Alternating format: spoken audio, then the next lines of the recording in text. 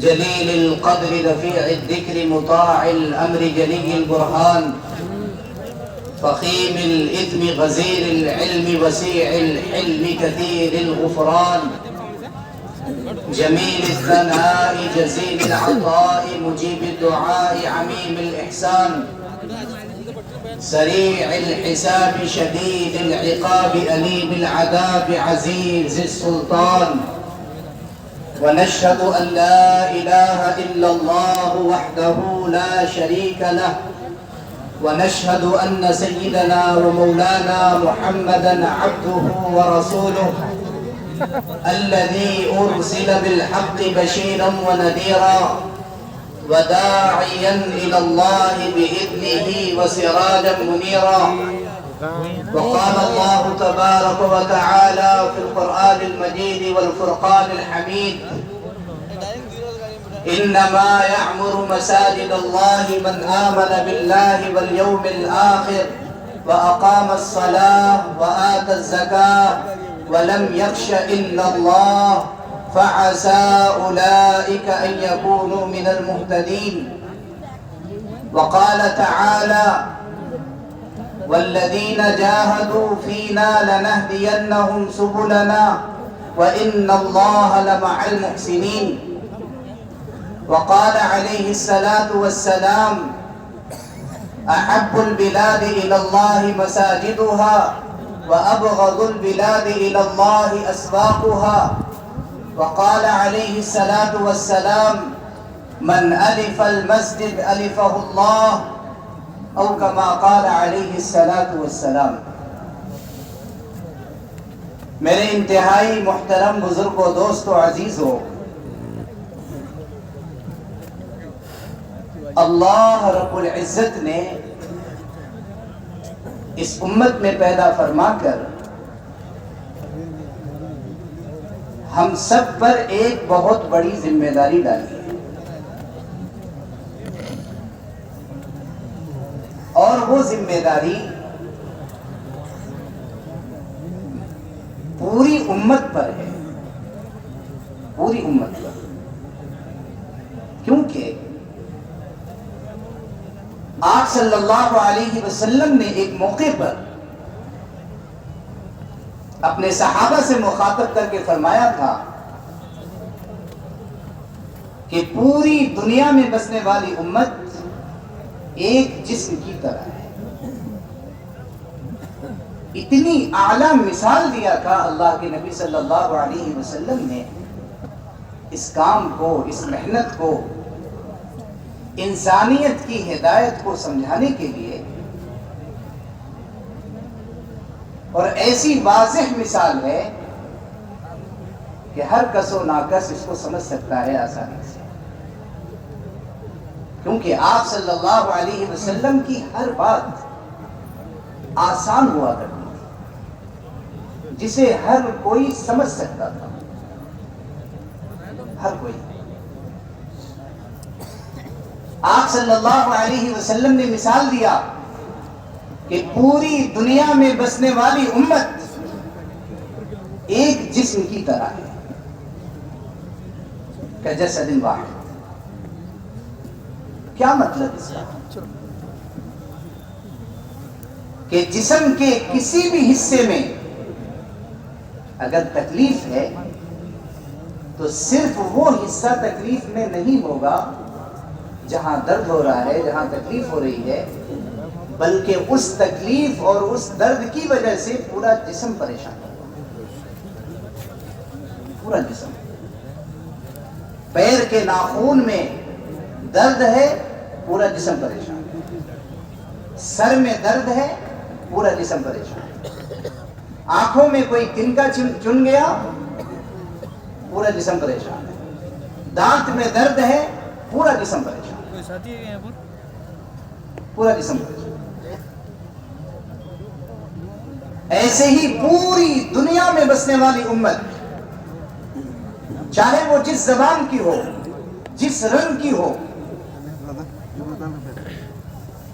اگر ان کے اندر بے دینی، بے ایمانی، دھوکہ دڑی، جھوٹ، اللہ کی نافرمانی، محمد صلی اللہ علیہ وسلم کی سنتوں کا چھوڑنا، اگر یہ صوبہ برار والوں کو پتا چل گیا تو اس صوبے کے ایک ایک مسلمان کو درد اور تکلیف ہونی چاہیے. یہ ایک ایمان والا ہونے کا حق ہے، یہ حق ہے، یہ حق ہے، اس کا کوئی انکار نہیں کر سکتا.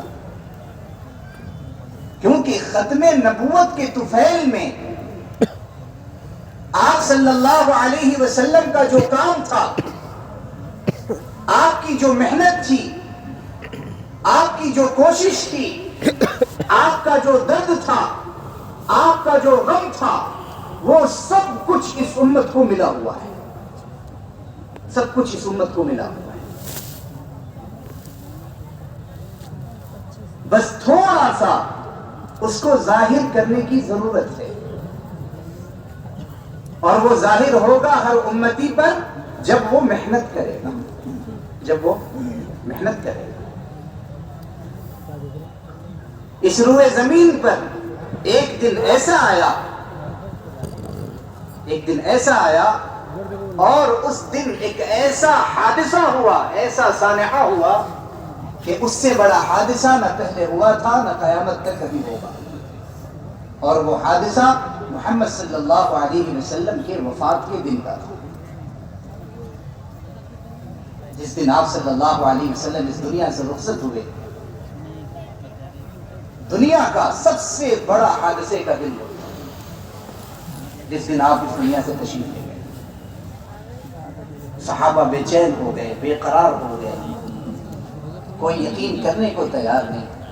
حضرت عمر رضی اللہ عنہ جیسے صحابی، بڑے جلیل القدر صحابی، اس امت کے ملہم، جن کے سوچنے پر اور جن کے منشا پر اور جن کے کہنے پر اللہ نے 20 سے زائد قرآن کی آیتیں اتاری ہوں، اتنے بڑے صحابی، یقین نہیں ہو رہا. اور اعلان کر رہے ہیں اگر کوئی کہے گا کہ محمد صلی اللہ علیہ وسلم کا انتقال ہو گیا تو میں اس کی گردن اڑا دوں گا. ان سب کے باوجود جو اس وقت کی موجودہ امت تھی، آپ کے ساتھی تھے، انہوں نے وہ سارے دن اور وہ سارے حالات دیکھے، لیکن جو آپ صلی اللہ علیہ وسلم کی فکر تھی، جو آپ کا غم تھا، جو آپ کی محنت تھی، جس کے لیے آپ نے محنت کیا تھا، کوشش کیا تھا، اور جس محنت کے لیے اللہ رب العزت نے اپنے حبیب حضرت محمد صلی اللہ علیہ وسلم کو مبعوث فرمایا تھا، اللہ نے وہ ساری فکریں ایک امتی ابو بکر صدیق رضی اللہ عنہ کے اندر منتقل کر دی، منتقل کر دی. ابو بکر صدیق رضی اللہ عنہ آپ صلی اللہ علیہ وسلم کے وصال کے بعد جو سب سے پہلا کام کیا ہے، سب سے پہلا کام، وہ مدینے کو خالی کیا ہے. سب کے سب نکلے، سب کے سب نکلے، سب کے سب. جبکہ اگر سوچا جائے اور ذہن دوڑایا جائے تو ہر کوئی یوں کہے گا کہ زیادہ مفید تو مدینے میں رہ کر دفاع کرنا تھا، حالات کو دور کرنا تھا. جو بھی ارتداد تھا، جو بھی انکار تھا، وہ سب یہاں مدینے میں رہ کر کے کرتے. مدینے کو کیوں خالی کرایا؟ کیا وجہ تھی؟ کیا وجہ تھی؟ اس سے پتہ چلا کہ ابو بکر صدیق رضی اللہ عنہ نے اس امت کو دوبارہ ایک زندگی دی، دوبارہ ایک زندگی دی.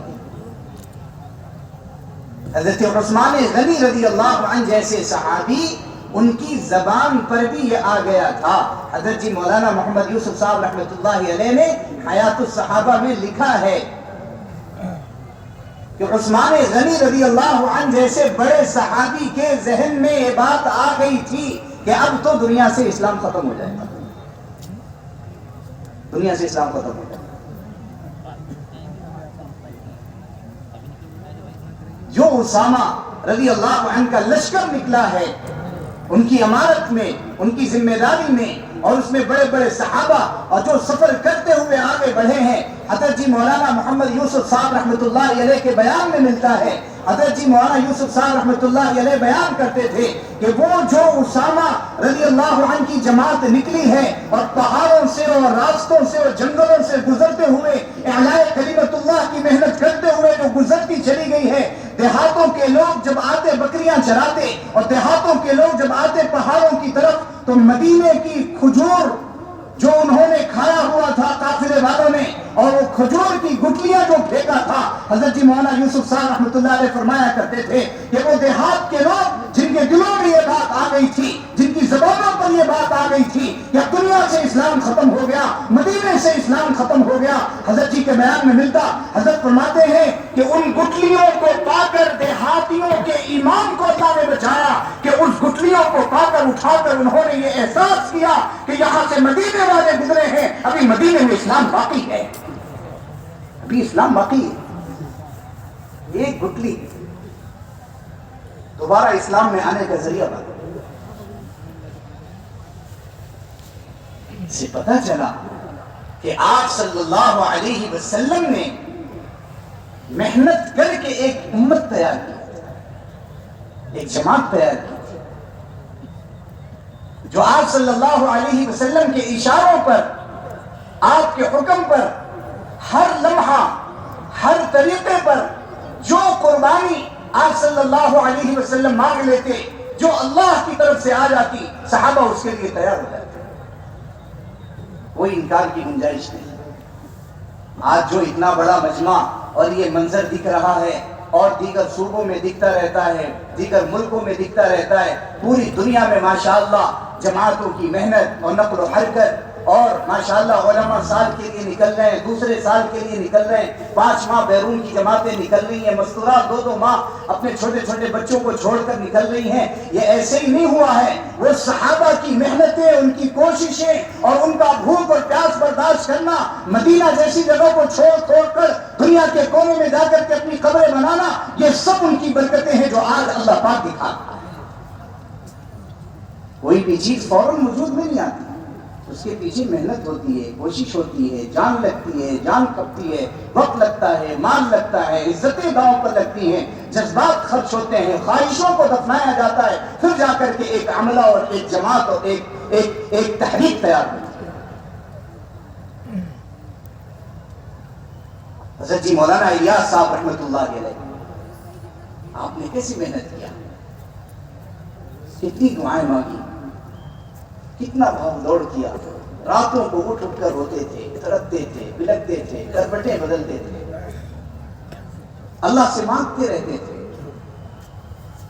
نظام الدین بستی ایک جنگل تھی، چاروں طرف قبرستان تھا، اکیلے جنگل میں بیٹھ کر جا کے رویا کرتے تھے، اور وہ سسکیاں ایسی بجتی تھی کہ بالکل خاموشی، لیکن جب حضرت کا رونا بہتا تھا کہ دور دراز سے گزرنے والے لوگ کہتے تھے کون یہاں رو رہا ہے، کون یہاں رو رہا ہے۔ حضرت مولانا ذاکر حسین صاحب رحمت اللہ علیہ خود تلاش کرتے کرتے وہاں پہنچ گئے جہاں حضرت مولانا الیاس صاحب رحمت اللہ علیہ بیٹھ کے روتے تھے، اور آواز جاتی تھی دور تک۔ اس لیے میرے محترم بزرگ و دوستو عزیزو، حضور اکرم صلی اللہ علیہ وسلم نے یہ ایک ذمہ داری ہم پر ڈالی ہے امت کی۔ آپ صلی اللہ علیہ وسلم کے صحابہ نے اس ذمہ داری کا حق ادا کیا، حق ادا کیا، ہر حال میں دین کی محنت کو آگے کیا، ہر حال دین کی محنت کو آگے کیا۔ پھر جا کر اللہ نے ان کی زندگیوں سے، ان کی محنتوں سے، ان کے مجاہدوں سے دین کو سارے عالم میں پھیلایا ہے، ساری دنیا میں پھیلایا ہے۔ تاریخ اس کی گواہ ہے۔ اسی لیے علامہ اقبال رحمہ اللہ نے کہا تھا، اگر میں چاہوں تو نقشہ کھینچ کر الفاظ میں رکھ دوں، مگر تیرے تخیل سے فزوں تر ہے وہ نظارہ۔ صحابہ کی شان میں کہا تھا کہ اگر میں چاہوں صحابہ نے کیا کچھ اس دنیا میں کیا اور کتنی قربانیاں دیا اور کتنے دین کی محنت کے لیے انہوں نے اپنے آپ کو بڑھایا اور قربان کیا، اگر میں چاہوں تو نقشہ کھینچ کر الفاظ میں رکھ دوں، پھر میرے اور آپ کی طرف مخاطب ہیں، مگر تیرے تخیل سے، یعنی تمہارے ذہن و فکر سے، تمہارے دماغ سے فضول تر ہے وہ نظارہ، اوپر سے بات گزر جائے گی، ہمیں سمجھ میں بھی نہیں آئے گا کہ صحابہ کیا فضول تر ہے وہ نظارہ، سر کے اوپر سے گزر جائے گا. کیا تھے صحابہ؟ ایک صحابی جن کا نام تھا حضرت بشیر، ان کے والد کا نام تھا حضرت اقربہ، مکہ مکرمہ سے ہجرت کر کے مدینہ منورہ آئے تھے، ساتھ میں ایک بیٹے کو لائے تھے جن کا نام تھا بشیر، بیوی تھی. تشکیل ہوئی مسجد میں، احد میں جانا طے ہو گیا کہ آپ کو بھی چلنا ہے. بالکل نئے نئے صحابی حضرت اقربہ رضی اللہ عنہ، چھوٹا بچہ ہے، بیوی ہے، بیمار ہے. امام بخاری رحمۃ اللہ علیہ نے اس واقعے کو نقل کیا ہے تاریخ بخاری میں.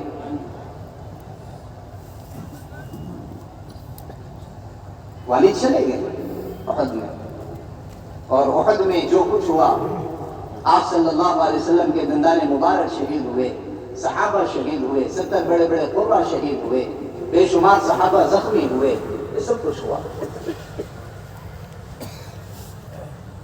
اور ادھر حضرت بشیر اکیلے ہیں، ماں بیمار تھی، ماں کا بھی انتقال ہو گیا، گھر میں اکیلے ہیں، کوئی دیکھنے والا نہیں. روتے تھے، خود ان کا بیان ہے، میں روتا تھا، ادھر ادھر بھٹکتا تھا، کہیں سے کھانا مل گیا تو کھا لیتا تھا. بقیع میں جہاں میری والدہ دفن تھی وہاں جا کر بیٹھا رہتا تھا. جہاں صحابہ نے جان لگایا، مال لگایا، وقت لگایا، جہاں سب کچھ صحابہ نے قربان کیا، صحابہ نے اندر کی اپنی خواہشات تک کو قربان کیا ہے اللہ کے دین کے خاطر، پھر جا کر کے یہ اللہ کا کلمہ بلند ہوا ہے ساری دنیا میں. ہمارے اور آپ کے جیسے وہ آرام کرنے والے ہوتے اور ایک ہی جگہ جم کر کے بیٹھ جاتے، پھر کہاں سے اللہ کا دین دنیا میں پھیلتا؟ اللہ کا دین حرکت چاہتا ہے. کیا چاہتا ہے؟ ارے کیا چاہتا ہے؟ حرکت چاہتا ہے، حرکت. اللہ کے نبی صلی اللہ علیہ وسلم نے اپنے زمانے میں، اپنی موجودگی میں تقریباً 150 سے زائد جماعتیں اللہ کے راستے میں دنیا میں ملکوں میں بھیجی ہیں، اور خود 27 جماعت میں خود شریک رہے. 27 جماعت میں، 27 غزوات میں آپ خود شریک رہے بنفس نفیس. 150 سے زیادہ ایسی جماعتیں جو دنیا اور ملکوں میں اللہ کے نبی صلی اللہ علیہ وسلم نے بنا کر کے دیتا. حرکت ہوئی ہے. کیا ہوئی ہے؟ ارے کیا ہوئی؟ حرکت ہوئی ہے، حرکت. پھر جا کر کے یہ ایک نظام قائم ہوا ہے، یہ ایک محنت دکھ رہی ہے. لاکھوں لوگ توبہ کر رہے ہیں، لاکھوں لوگ توبہ کر رہے ہیں. لاکھوں لوگ جو مسجدوں سے دور تھے، اللہ کے سامنے سجدہ کرنے سے دور تھے، وہ لاکھوں لوگ مسجدوں کے کھوٹے بن گئے ہیں، مسجدوں میں اگلی صف کے نمازی بن گئے ہیں اس دعوت کی محنت سے. لاکھوں لوگ جو کلمہ لا الہ الا اللہ نہیں جانتے تھے، محمد رسول اللہ نہیں جانتے تھے، نبی کا نام تک نہیں جانتے تھے، آج اللہ نے اس دعوت کی محنت سے ان کو ایسا قبول کیا کہ وہ روزانہ بلا مبالغہ کہہ رہا ہوں، ایسے شخص کو جانتا ہوں جو اس دعوت کی محنت میں لگا ہوا ہے اور وہ گاہے بگاہے محمد صلی اللہ علیہ وسلم کی خام میں زیارت کرتا ہے، جو نبی کا نام نہیں جانتا. ابھی علماء کی مجلس میں امیر محترم حضرت مولانا سید محمود علی صاحب دامت برکاتہ نے ایک واقعہ خود سنایا اپنا امراوتی کا، کہ وہ خود امراوتی میں تھے. ایک بوڑھے میاں 70 سال کے، ان کو گشت کر کے مسجد میں لایا گیا اور وہ بوڑھے میاں کہنے لگے، آج تک میں کبھی مسجد میں نہیں آیا تھا، تم نے پہلی مرتبہ ہمیں مسجد میں لایا. لوگوں نے ان کو کلمہ پڑھانا شروع کیا، سکھانا شروع کیا. کلمہ پڑھ نہیں پا رہے تھے. حضرت مولانا نے بتایا کہ جماعت والوں نے تقریباً 70,000 مرتبہ کلمے کا ورد کرایا، تب جا کر کے کلمہ ان کی زبان پر آیا. کون محنت کرے گا؟ یہ جو انسانوں کا سمندر ہے، یہ مسلمان ہیں، نوجوانان ہیں، اور وہ کہاں کہاں بھٹک رہے ہیں، گناہوں کے کن کن اڈوں میں وہ پڑے ہوئے ہیں، کون جائے گا ان کو سمجھائے گا اور اللہ کا تعارف کرائے گا، دین بتلائے گا؟ نوجوانوں کو پتہ نہیں ہے کہ وضو کیا ہے۔ خود حضرت مولانا سنا رہے تھے کہ 25 سے 30 نوجوان آئے، ان بیچاروں کو پتہ نہیں ہے وضو کیا ہے، وضو کیا ہے، وضو کیا ہے نہیں۔ اسی لیے نظام الدین مرکز سے پوری دنیا کے لیے ایک بات چلائی جا رہی ہے، اور خاص طور پر جو ہمارے علماء کرام ہیں، ہمارے سروں کے تاج ہیں، پوری امت کے وہ ذمہ دار اور نگراں ہیں، جب تک یہ امت اور عوام علماء کے ساتھ مربوط نہیں ہوگی، اپنا ربط مضبوط نہیں کرے گی، میں قسم کھا کر کے کہتا ہوں یہ عوام کب گمراہ ہو جائے، اور یہ کب گڈھے میں گر جائے، اور یہ کب جا کر کے کھمبے میں گر جائے، اور کون اس کو گمراہ کر دے، کوئی گارنٹی نہیں لے سکتا۔ اگر اس امت کو کوئی بچا سکتا ہے تو علماء بچا سکتے ہیں، ان کی نگرانی بچا سکتی ہے، ان کی ذمہ داری بچا سکتی ہے۔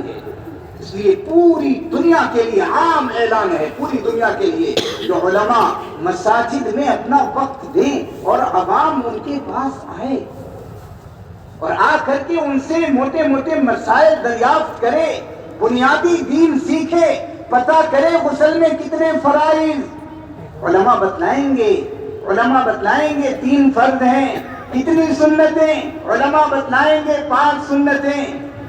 آپ جب پوچھیں گے وضو میں کتنے فرض، علماء بتلائیں گے 4، کتنی سنتیں تو 13، کتنی چیزوں سے وضو ٹوٹتا وہ آپ کو بتلائیں گے 8۔ تفصیل جب آپ ان کے پاس بیٹھو گے وہ آپ کو بتلاتے چلے جائیں گے، اور دین کی موٹی موٹی بنیادی باتیں جب آپ کو معلوم ہوں گی تو عمل کرنے میں بھی مزہ آئے گا، عمل کرنے میں بھی مزہ آئے گا۔ آج پتہ ہی نہیں ہے، غسل کے فرائض نہیں معلوم، غسل کے فرائض نہیں معلوم، کتنے سارے نوجوانوں کو۔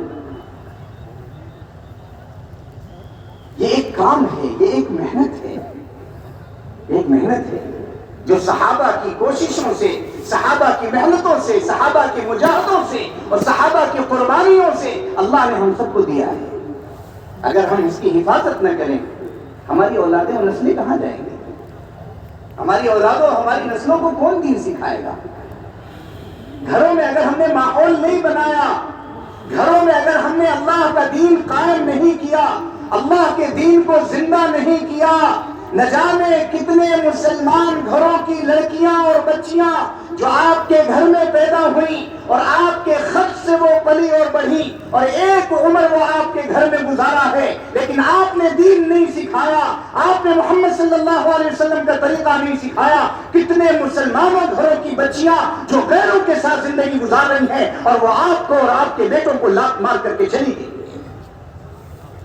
یہ کوئی کہانی، کوئی افسانہ نہیں ہے، ہزاروں کی تعداد میں، ہزاروں کی تعداد میں ایمان والے گھروں کی بچیاں غیروں کے ساتھ زندگی گزار رہی ہیں، نہ ان کو ایمان کا پتہ، نہ اسلام کا پتہ، نہ آخرت کا پتہ، نہ میدان محشر کا پتہ، نہ قبر کا پتہ، سب چھوڑ چھاڑ کر کے وہ چلی گئی۔ اگر آپ نے دین سکھایا ہوتا، آپ نے کلمہ سکھایا ہوتا، آپ نے قبر بتایا ہوتا، آپ نے میدان محشر بتایا ہوتا، آپ نے محمد رسول اللہ سکھایا ہوتا، آپ کی زندگی بتایا ہوتا، تو کم از کم وہ آپ کے ساتھ جنت میں تو جاتی۔ کتنی بچیاں چلی گئی، ابتدا ناکام ہو چکا ہے بے شمار۔ علماء کے ساتھ بیٹھو، وہ آپ کو بتائیں گے کتنی بچیاں آپ کے ضلع سے گئی، آپ کے صوبے سے گئی، سارے ڈاٹا موجود ہیں۔ جب تک ہم اپنے مذہب کی دعوت نہیں دیں گے اور اپنے مذہب کے داعی نہیں بنیں گے، تب تک ہم اپنے مذہب پر قائم نہیں رہ سکتے، قائم نہیں رہ سکتے۔ اپنے مذہب پر، اپنے دین پر اگر قائم رہنا ہے تو اس کی دعوت دینی پڑے گی، اس کا داعی بننا پڑے گا۔ اسی لیے کچھ کام ہم مردوں کے لیے ہے اور کچھ کام عورتوں کے لیے، وہ اسی لیے بتایا جا رہا ہے کہ آپ صلی اللہ علیہ وسلم دونوں کو ایک ساتھ لے کر چلے ہیں۔ آپ نے مردوں کو بھی نہیں چھوڑا، عورتوں کو بھی نہیں چھوڑا، سب کو کام دیا ہے۔ اس لیے آپ صلی اللہ علیہ وسلم کے زمانے میں جہاں اللہ سے گہرا تعلق مردوں کا تھا، صحابہ کا تھا، جو وہ اللہ سے کہہ دیا کرتے تھے اللہ پورا کر دیا کرتے تھے. ایسے ہی اللہ کے ساتھ براہ راست تعلق اللہ کے نبی صلی اللہ علیہ وسلم کے زمانے میں صحابیات کا تھا. جو وہ اللہ سے کہہ دیا کرتی تھی اللہ پورا کر دیا. ایک صحابیہ مکہ مکرمہ سے ہجرت کر کے مدینہ منورہ تشریف لائیں. ان کے ساتھ ایک چھوٹا سا بچہ تھا, غالباً ام رومان رضی اللہ عنہا تھی. ابھی 7 دن ہوئے تھے ان کو مدینہ میں آئے ہوئے, ہجرت کیے ہوئے, اسلام قبول کیے ہوئے کہ ان کے بیٹے کا انتقال ہو گیا. ان کے بیٹے کا انتقال ہو گیا. ایک ہی بچہ لگا, بیٹے کا انتقال ہو گیا. آپ صلی اللہ علیہ وسلم نے صحابہ کو حکم دیا کہ بچے کو غسل دو, کفن پہناؤ. جب جنازہ تیار ہو گیا تو آپ صلی اللہ علیہ وسلم نے حضرت انس سے فرمایا, انس جاؤ اس کی والدہ کو بلا لا, اپنے بیٹے کو دیکھ لے, زیارت کر لے تاکہ ہم جنازے کی نماز پڑھ لیں. حضرت انس گئے اور جا کر ان کی والدہ کو بلا کر کے لے آئے. وہ آئیں, اللہ کے نبی صلی اللہ علیہ وسلم سے کہا یا رسول اللہ تھوڑی دیر رک جائیں کہ جنازے کی نماز نہ پڑھیں, تھوڑی دیر رک جائیں. ایک کونے میں گئی, اللہ سے باتیں کی, اللہ کو منایا ہے, اللہ کے سامنے گڑ گڑائی, تھوڑا سا اللہ کو منایا ہے. حضرت انس فرماتے ہیں کہ ابھی تھوڑی دیر اس بچے کی والدہ نے دعا کیا تھا, اللہ سے کچھ کہا تھا. ہم سب نے دیکھا کہ وہ بچہ جو کفن کے ساتھ لیٹا ہوا تھا وہ ہلنے لگا اور اٹھ کر کے بیٹھ گیا. ایسا تعلق ایک صحابیہ کا, ایسا تعلق ایک صحابیہ کا. پتہ نہیں میرے ذہن میں ایک بات آ رہی ہے, کہوں یا نہ کہوں, کہہ دیتا ہوں قرآنوں کا مجمع ہے, کہہ دیتا ہوں قرآنوں کا مجمع ہے کہ جو اللہ کے نبی صلی اللہ علیہ وسلم کے زمانے میں صحابیات کا ایمان تھا وہ آج اس زمانے میں ہم مردوں کا بھی نہیں ہے, مردوں کا بھی نہیں. انہوں نے ایک محنت کیا تھا, سب مل کر کے محنت کر رہے تھے, سب مل کر کے کوشش کر رہے تھے. آج ہم نے کام تقسیم کر دیا ہوا ہے, یہ ہمارا کام ہے, ہمارے گھر کی عورتوں کا کام ہے, نہیں. اس لیے اللہ کا فضل ہے, اللہ کا کرم ہے, نظام الدین مرکز سے پوری دنیا میں جو بات چلائی جا رہی ہے وہ یہ ہے کہ کچھ کام مردوں کے ذمے ہے, کچھ کام عورتوں کے ذمے ہے, کیونکہ مرنا مردوں کو بھی ہے, مرنا عورتوں کو بھی ہے. دونوں کو قبر میں جانا ہے, دونوں کو قبر کے سوالات کے جوابات دینے ہیں, دونوں کو پل صراط سے گزرنا ہے. اس لیے دونوں کو آخرت کی تیاری کرنی پڑے گی, دونوں کو آخرت کی تیاری کرنی پڑے گی. حضرت بشیر رضی اللہ عنہ فرماتے ہیں کہ میں پریشان رہتا تھا. ایک دن میں نے سنا کہ جو جماعت آپ صلی اللہ علیہ وسلم کے ساتھ گئی ہے وہ واپس آ رہی ہے. میں بہت خوش ہوا کہ میرے ابا گئے ہیں, وہ بھی واپس آ رہے ہیں, میرے ابا گئے ہیں وہ بھی واپس آ رہے ہیں. چل کے ابا سے ملوں گا, ابا سے پچھلی باتیں بتلاؤں گا, اماں بیمار ہو گئی تھی وہ بتلاؤں گا, اماں کا انتقال ہو گیا وہ بتلاؤں گا, اماں کی قبر کہاں ہے وہ بتلاؤں گا. ایک چھوٹا سا بچہ جو کچھ بھی ذہن میں سوچ سکتا تھا وہ سب سوچ رہا ہے. مدینے والے باہر نکلے ہیں کیونکہ پورے مدینے میں یہ افواہ پھیل چکی تھی کہ محمد صلی اللہ علیہ وسلم کو نعوذ باللہ شہید کر دیا گیا. ہر گھر غم میں شریک تھا اور غم میں پڑا ہوا تھا. سارے لوگ مدینے کے باہر آ گئے استقبال کرنے کے لیے. کوئی اپنے رشتہ دار سے ملنا ہے, مرحبا بکم, اہلا و سہلا کی صدا ہے. حضرت بشیر فرماتے میں چھوٹا سا تھا, کوئی دکھ بھی نہیں رہا تھا. ایک چٹان پر میں چڑھ گیا اور چٹان پر چڑھ کر میں سب کو دیکھنے لگا. کوئی اپنے رشتہ دار سے مل رہا ہے, کوئی اپنے باپ سے مل رہا ہے, کوئی اپنے بیٹے سے مل رہا ہے, کوئی اپنے بھانجے سے مل رہا ہے. ہر کوئی ایک دوسرے سے مل کر کے خاموش ہے. اور میں ان تمام لوگوں میں اپنے والد کو تلاش کر رہا تھا. میری نظریں صرف اپنے والد کو تلاش کر رہی تھی, میرے والد کہیں نظر نہیں آ رہے تھے. میں پریشان تھا. پہلے تو میں بہت خوش تھا کہ آج ابا سے ملوں گا, آج ابا سے ملاقات کروں گا. پہلے تو میں بہت خوش تھا, لیکن جب والد نظر نہیں آئے تو اب مجھے ہلکا ہلکا رونا آیا. اتنے میں دیکھا کہ محمد صلی اللہ علیہ وسلم اونٹنی پر بیٹھے ہیں اور وہ تشریف لا رہے ہیں. میں جلدی سے چٹان سے نیچے اترا اور نیچے اتر کر آپ صلی اللہ علیہ وسلم کے قریب گیا اور میں نے جا کر آپ صلی اللہ علیہ وسلم کا کرتا کھینچا اور آپ سے میں نے سوال کیا, این ابی یا رسول اللہ, اے اللہ کے رسول میرے ابا کہاں ہیں؟ اللہ کے نبی نے پوچھا تمہارا کیا نام ہے؟ انہوں نے کہا میرا نام بشیر ہے, میرے ابا کا نام اقربہ ہے. صحابہ نے عرض کیا یا رسول رسول اللہ اس بچے کے ابا تو شہید ہو گئے. اللہ کے نبی نے چہرے اندر موڑ لیا. یہ صحابی دوسری طرف آئے, این ابی یا رسول اللہ, اے اللہ کے رسول میرے ابا کہاں ہیں؟ اللہ کے نبی خاموش رہے. اتنے میں اللہ کے نبی صلی اللہ علیہ وسلم نے حضرت بشیر کے سر پر ہاتھ رکھا اور ہاتھ پھیر کر کے کہا اما ترضا ان اکون انا اباک وعائشۃ امک, کہ اے بچے کیا تو اس بات پر راضی ہے کہ آج سے تیرا باپ محمد ہو, تیری ماں عائشہ ہو. تیرا باپ تو اللہ کے راستے میں شہید ہو گیا, تیرا باپ تو اللہ کے راستے میں شہید ہو گیا. یہ تھے جذبات کو قربان کرنے والے. فرماتے ہیں میں تو گیا تھا اپنے باپ کو گلے لگانے, لیکن میں نے تو اپنے باپ کی شہادت کو گلے سے لگایا ہے. پھر کیا کہتی ہے اللہ کا کلمہ, اللہ کا دین دنیا میں بلند ہوا ہے. ایسے نہیں بلند ہوا ہے, ایسے نہیں بلند ہوا ہے. حضرت بشیر فرماتے ہیں کہ آپ صلی اللہ علیہ وسلم نے میرے سر پر جہاں ہاتھ رکھا تھا, اور وہ ہاتھ آپ صلی اللہ علیہ وسلم کا میرے سر کے جن حصے پر آیا تھا, اس حصے کا بال ہمیشہ کالا رہا, کبھی سفید نہیں ہوا, کبھی سفید نہیں. آپ صلی اللہ علیہ وسلم زندگی کے ہر لمحے میں حضرت بشیر کو محبت کرتے تھے, کیونکہ اس نے قربانی دی. بچہ بھی قربانی دے رہا ہے, عورتیں بھی قربانی دے رہی ہیں, بوڑھے بھی قربانی دے رہے ہیں, اور سب قربانی دے دے کر اللہ کے دین کو زندہ کر رہے ہیں. کیا زندہ کر رہے ہیں بھائی؟ ارے کیا کر رہے ہیں؟ اللہ کے دین کو زندہ کر رہے ہیں. یہ ہماری زندگی کا بھی مقصد بنے, ہماری زندگی کا بھی مقصد بنے کہ ہماری زندگی کے ہر لمحے سے اللہ کا دین زندہ ہو, اللہ کا کلمہ بلند ہو, اللہ کا نام دنیا میں عام ہو, اللہ کی قدرت اتنا بولا جائے کہ اللہ کی قدرت, اللہ کی بڑائی, اللہ کے خزانے ہمارے دلوں میں گھر کر جائے, بس جائے, اور ساری دنیا کے مقابلے میں ہماری زبان سے نکل جائے کہ ساری دنیا کی حکومتیں اور ساری دنیا کا نظام اللہ کے سامنے چھوٹا ہے. ہم اتنا بولنے والے بن جائیں, اتنا بولنے والے بن جائیں کہ صحابہ ایسا متاثر کرتے تھے غیروں کو, ایسا متاثر کرتے تھے اپنے قول سے, اپنے فعل سے, کہ وہ سامنے والا متاثر ہو جاتا تھا. آج ہم متاثر نہیں کر پا رہے ہیں, کیوں؟ ہمارے پاس عمل ہی نہیں ہے, ہمارے پاس عمل ہی نہیں ہے. صحابہ اپنے عمل سے, اپنے قول سے, اپنے فعل سے سامنے والے کو ایسا متاثر کر دیتے تھے کہ سامنے والے کے پاس کوئی جواب ہی نہیں ہوتا تھا, ایسا متاثر. حضرت عمر رضی اللہ عنہ نے ایک جماعت بھیجی ملک روم کی طرف. اس جماعت میں اللہ کے نبی صلی اللہ علیہ وسلم کے صحابہ میں سے ایک صحابی تھے, حضرت عبداللہ ابن حذافہ رضی اللہ عنہ.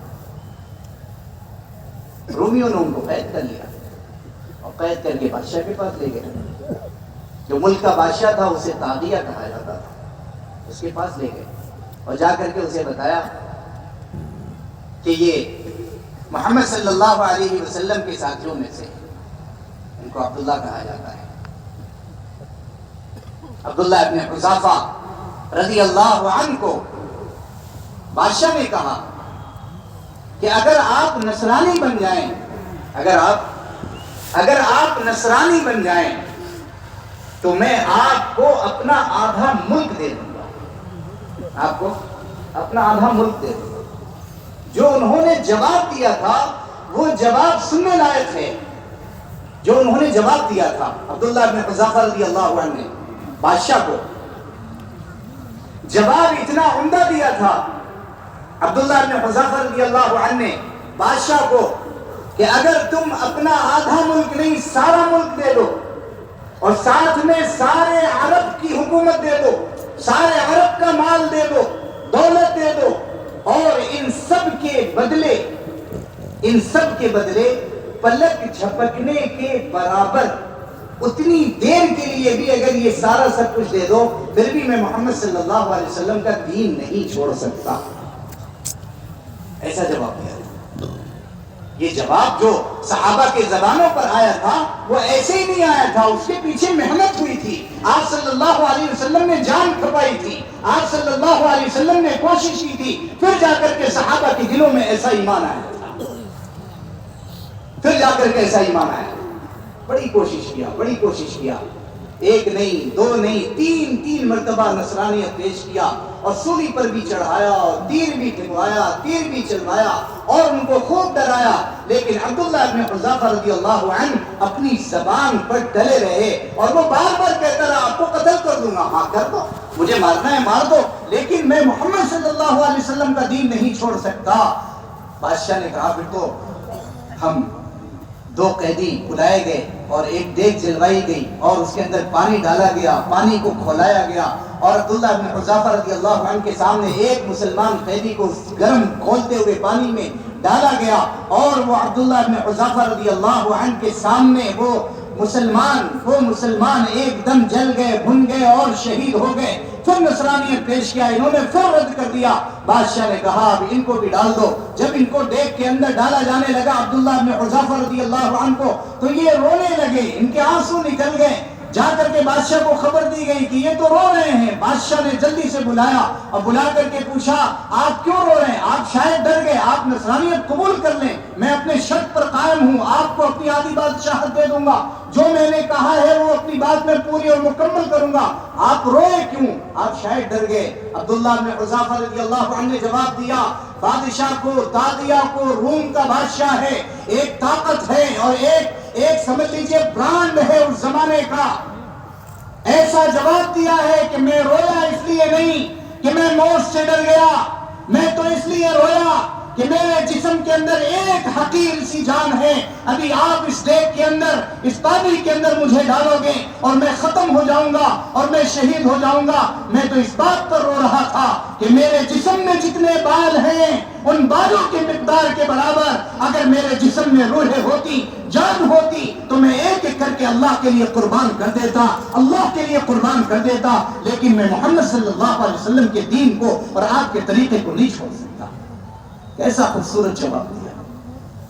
آج ہم متاثر ہو جاتے ہیں، کیوں؟ ہمارے پاس عمل نہیں، ہمارے پاس ایمان نہیں، ہمارے پاس وہ معاملات نہیں، ہمارے پاس وہ معاشرہ نہیں، ہمارے پاس وہ اخلاق نہیں، ہمارے پاس وہ دین نہیں، ہمارے پاس وہ طریقہ نہیں، ہم بس یوں ہی آزادی کے ساتھ زندگی گزار رہے ہیں، کبھی مرنا ہی نہیں ہے، کبھی اللہ کے پاس جانا ہی نہیں ہے۔ ایک مسلمان 5 وقت کی نمازیں چھوڑ کر زندگی گزار رہا ہے، پورا ہفتہ گزر جاتا ہے، مسجد سے کوئی تعلق نہیں، نماز سے کوئی تعلق نہیں، جمعے کے دن پہنچ جاتا ہے اور ایک وقت کی نماز پڑھ کر سمجھتا ہے ہاں میں مسلمان ہوں اور اچھا مسلمان ہوں۔ پورے 7 دن اس نے نمازیں چھوڑی ہیں، اللہ سے وہ کتنا دور گیا ہوگا؟ کون ایسے مسلمانوں کو سمجھائے گا؟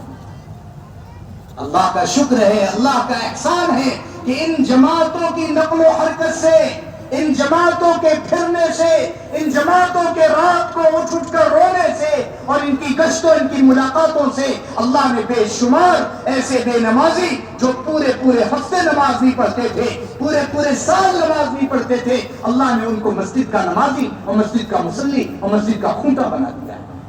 ارے بنایا نہیں بنایا بھائی؟ ارے بولو نا، پتہ نہیں کتنے۔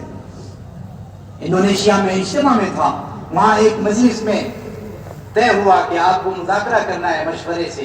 جب وہاں پہنچا، بند کمرہ تھا، ایک بڑا ہال تھا، چاروں طرف سے پردہ تھا، کسی اور کو آنے کی اجازت نہیں تھی۔ جب اس میں اندر داخل ہوا تو وہاں کا جو منظر دیکھا ہے، خدا کی قسم آنکھوں میں آنسو آ گئے۔ وہ سارے کے سارے جتنے بیٹھے تھے، سب کے سر پر عمامہ تھا اور سب کے جسم میں جبہ تھا، لیکن جو ان میں خاص فرق تھا کہ ان کے پورے جسم پر، ان کے چہرے پر، ان کے ہاتھوں پر، ان کے سینوں پر، ان کے پیٹھ پر، ان کے پیروں پر ٹیٹو بنے ہوئے تھے۔ جب پس منظر ہم نے پوچھا، ان کی کارگزاری اپنے ترجمان سے پوچھا، پتا چلا یہ سارے کے سارے قلبوں میں اور یہ سارے کے سارے ناچ گانوں میں مست تھے اور میوزک بجایا کرتے تھے۔ ایک اللہ کا بندہ ان میں سے اللہ نے قبول کیا اور اس ایک اللہ کے بندے نے محنت کیا تو آج انڈونیشیا میں، ملیشیا میں، لاؤس میں، ویتنام میں، کمبوڈیا میں، تھائی لینڈ میں، ان تمام ملکوں میں محنت کر کے ایسے لوگوں کو جو اس نے تشکیل کیا ہے، تو آج ہزاروں کی تعداد میں ایسے لوگ توبہ کر کے اللہ کے راستے میں پھر رہے ہیں اور 4 مہینے لگا کر سب نے توبہ کیا ہوا ہے۔ یہ ایسے ہی تھوڑی ہو گیا، اس کے پیچھے محنت ہوئی ہے، کوشش ہوئی ہے، جان لگی ہے۔ جب تک یہ امت دین کے خاطر، دین کی محنت کے خاطر جان مال لگاتی رہے گی، اللہ اس امت کی حفاظت کرتے رہیں گے۔ اور اگر یہ امت جان مال لگانا اور حرکت کرنا اللہ کے دین کے لیے چھوڑ دے گی، میں قسم کھا کر کے کہتا ہوں، چاہے آپ کے پاس جتنے پیسے ہوں، آپ کے پاس جتنے عہدے ہوں، آپ کے پاس جتنی کرسیاں ہوں، آپ کے پاس چاہے جتنی زمین و جائیداد ہو، آپ کے پاس جتنی فیکٹریاں ہوں، آپ کے پاس جتنے کارخانے ہوں، خدا کی قسم گمراہ ہونے سے اور اللہ کے غضب سے کوئی نہیں بچا سکتا۔ اللہ کے غضب سے بچانے والا عمل اللہ کے راستے میں پھرنا، اللہ کو منانا ہے، چاہے سب کچھ آپ کے پاس۔ اس لیے پورا مجمع یہ عزم کر لے، یہ ارادہ کر لے کہ انشاءاللہ ہر حال میں اللہ کے دین کی مدد کرنا ہے۔ ارے انشاءاللہ تو ایسا کہو کہ پورا شہر سن لے، اکولا تک آواز چلی جائے۔ ہاں، کرنے کے جذبے سے انشاءاللہ کہو گے تو تیز نکلے گا، اور ٹالنے کے جذبے سے کہو گے تو دھیرے سے کہو گے۔